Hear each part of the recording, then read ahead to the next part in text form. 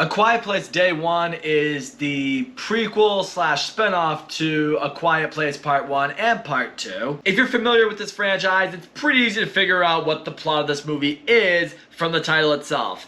It is day one of when this sort of apocalypse invasion of sorts hit the Earth. These terrifying alien monsters crash landed on Earth. They hunt by sound. They kill anyone that makes noise. This, however, does not feature the family that we've grown very much attached towards in the previous two Quiet Place movies. No, this one has pretty much an entire bevy of new characters. This movie namely focuses on what happened in New York City the day these aliens arrived and the day the world went silent. It namely focuses on these two characters played by Lupita Nyong'o and Joseph Quinn, and ultimately how they are attempting to get out of New York City and survive this. I absolutely love the first two Quiet Place movies. I think the first Quiet Place is one of the most original and frankly best horror movies I've ever seen. And A Quiet Place Part 2 was a surprisingly very worthy sequel. I really wasn't sure if they'd be able to recapture lightning in a bottle a second time there, but they really did. Because where I've really given a lot of credit to this Quiet Place franchise is the ability that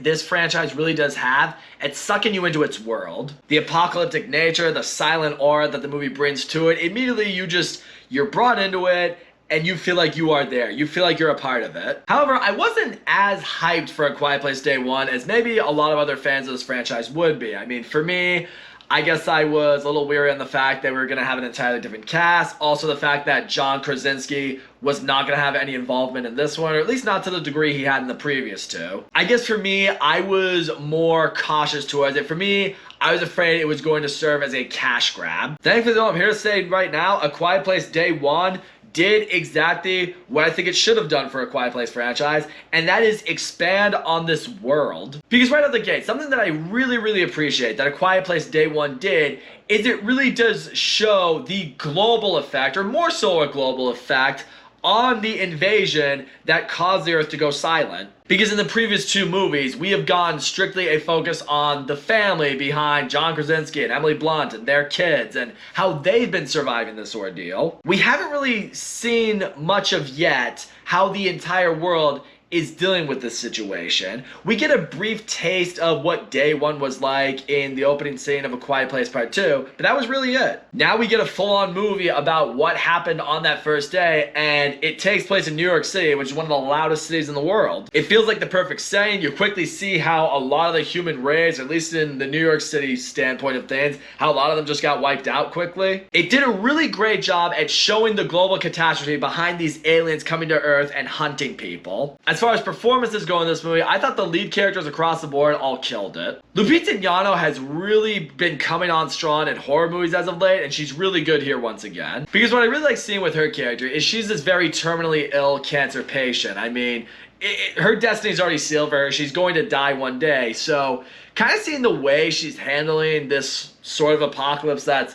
fallen onto humanity, it is interesting in that sense. There is a storyline with her. I mean, her focus in this movie isn't really about trying to necessarily escape what's going on. Her goal is to, how do I say this without spoiling it? She wants to go somewhere that has sentimental value to her, that would also bring her something that would make her just feel good. And admittedly, when she's on this journey to get to this place, you're kind of sitting there like, yeah, are you aware that the world's kind of ending, that there are creatures out there that are going to kill you?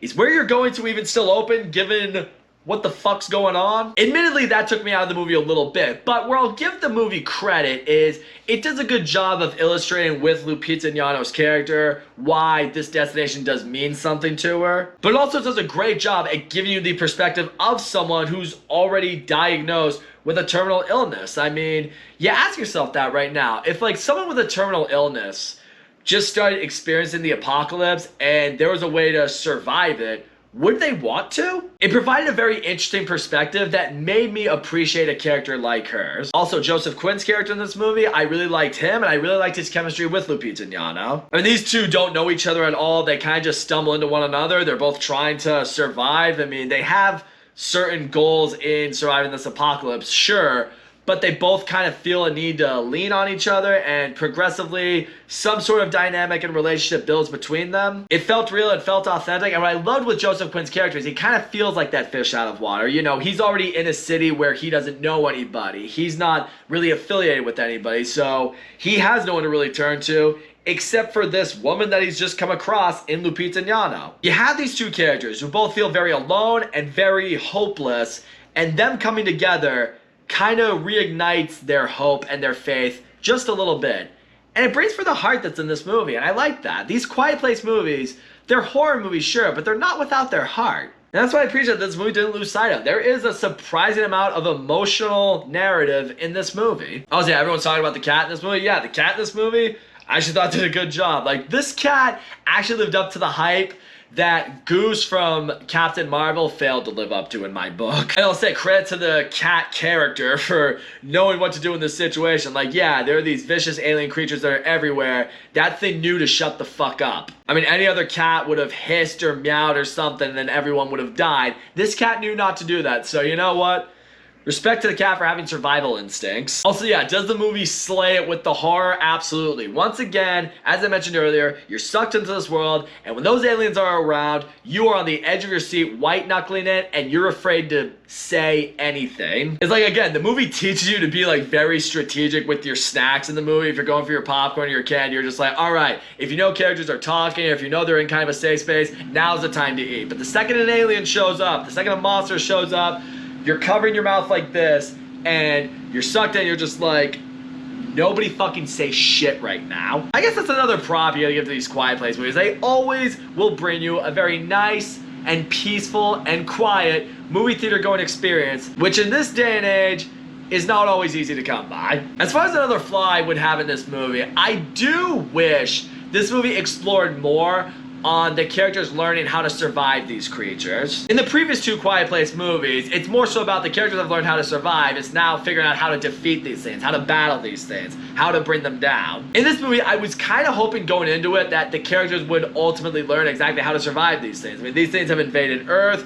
You don't really know what they are or how they do what they do. Eventually, we just learn they're blind and they just have incredible hearing, so being silent is the way to survive them. And so I was hoping in this movie it would illustrate the characters showing how they learn, okay, if you stay quiet, you live. No, what kind of happens is immediately when they invade, people kind of like start hiding, and then you hear like military choppers outside just send out this message, hey, shelter in place and everyone stay silent and you'll live. Kind of had me sitting there like, oh, well, I mean, I guess that solves that for everybody now, but I don't know, I was kind of hoping the characters would figure that out themselves. It just took an element out of storytelling that I think would have been really good and really suspenseful for a movie like this, so I couldn't ignore that. But all in all, A Quiet Place Day One, it's a great prequel to the Quiet Place movies, and it's a great entry into this franchise. Lupita Nyong'o, Joseph Quinn, the cat, they were a great trifecta of characters. I love the chemistry between all of them. They all gave great performances. All the characters you grow to understand, you really grow to root for. The movie is really intense. It's frightening. It completely sucks you into that world. You feel like you're there. You're trying to survive. The movie is not without the emotion and the heart that these movies surprisingly pack a very strong punch with. There are some aspects of storytelling I think could have been handled better, namely how characters could survive,